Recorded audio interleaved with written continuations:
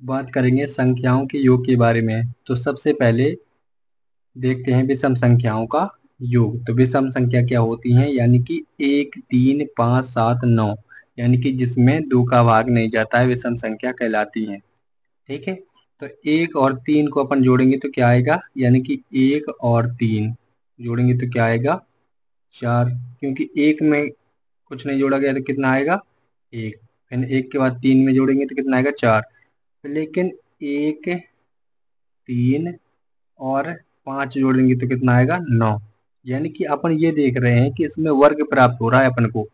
ठीक है, तो वर्ग प्राप्त हो रहा तो इसको अपन क्या बोल सकते हैं डायरेक्टली कि ये एन स्क्वायर आएगा इसका उत्तर, यानी कि जितनी संख्याओं को अपन जोड़ना चाहते हैं उसी का वर्ग कर देंगे। 1 जोड़ेंगे तो 1 का वर्ग है, ठीक है, 2 जोड़ेंगे तो कितना आएगा 4, यानी कि 1 और 3 कितना होगा, 1 और 3 कितना हो जाएगा 4। ठीक है, अगर 3 संख्याओं को जोड़ेंगे तो कितना हो जाएगा 9, यानी कि विषम संख्याओं का योग एक वर्ग होता है, यानी कि जितनी संख्या अपन को जोड़ना उतने का डायरेक्टली वर्ग कर देंगे तो वह संख्या निकल कर आ जाएगी कि 3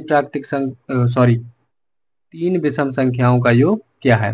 तो 9 हो जाएगा, 4 का पूछे तो 16 हो जाएगा, 5 का 25, यानी 10 का पूछे तो 100, यानी कि उसका वर्ग कर देना डायरेक्टली। ठीक है ना, इसी प्रकार चलते हैं सम संख्या। सम संख्या होती है जिसमें 2 का भाग चला जाता है, वह सम संख्या कहलाती है। 2, 4, 6, 8, 10। ठीक है ना, तो इसमें ये देख रहे हैं अपन। ठीक है, तो इसमें क्या देख रहे हैं, 2 और 4 को जोड़ा तो क्या है, 2 में कुछ नहीं जोड़ा। ठीक है, 2, 4 को जोड़ा तो क्या आ जाएगा अपना 6।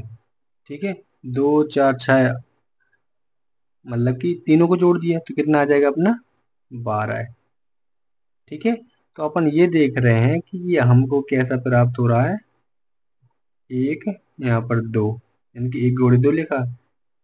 6 कैसे प्राप्त हुआ, यानी कि 2 गुणे 3। ठीक है, और 12 कैसे प्राप्त हुआ, 3 गुणे 4। ठीक है, तो अपन को जितनी संख्याएं ज्ञात करना उनसे एक मतलब कि बड़ी संख्या से गुणा कर देना, यानी कि इसका क्या हो जाएगा आंसर। जैसे मान लो अपन को 4 है ये देखा निकालनी है। ठीक है, तो 4 का क्या निकला यहाँ पर, तीसरे का 12 निकला, 4 का निकलेगा अपना 20। ठीक है, 20 निकलेगा यहाँ पर। और अगली संख्या यानी कि 4 का हमें डायरेक्ट करना है, तो 4 गुणे 5, यानी कि एक बड़ी संख्या से गुणा कर देंगे, इससे बड़ी। 4 से कौन है 5 बड़ी है, इससे जस्ट बड़ी है, उसी से गुणा कर देंगे, 4 5 20, तो ऐसा आ जाएगा इसका उत्तर।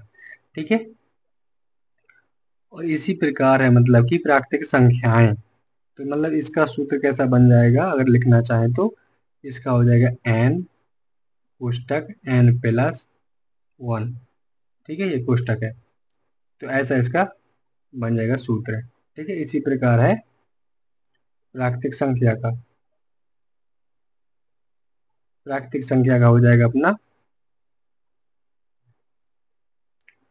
एक, एक में जोड़ेंगे तो क्या आएगा एक ही। ठीक है, एक और 2 जोड़ेंगे तो कितना आ जाएगा 3, और 1, 2, 3 को जोड़ेंगे तो कितना आ जाएगा 6।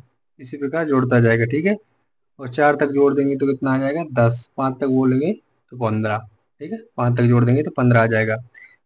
इसका सूत्र क्या होता है n, यानी कि n प्लस 1/2, यानी कि जैसा अपना सम संख्या में थे उसके बटे 2 भर कर देना है। ठीक है, तो ऐसा सूत्र होगा। ठीक है, अपन अब 1 से 5 तक की अपन ने ज्ञात की तो कितना आ रहा था 15।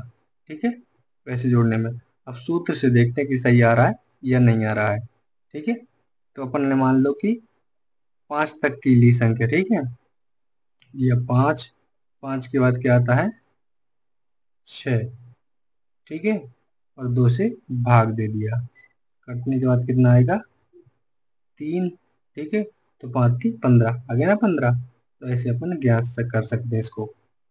तो ये थी संख्याओं के योग से अंतर्गत ये सवाल बन जाते हैं। तो इसी प्रकार अगले वीडियो में मिलेंगे ऐसे ही सवालों के साथ।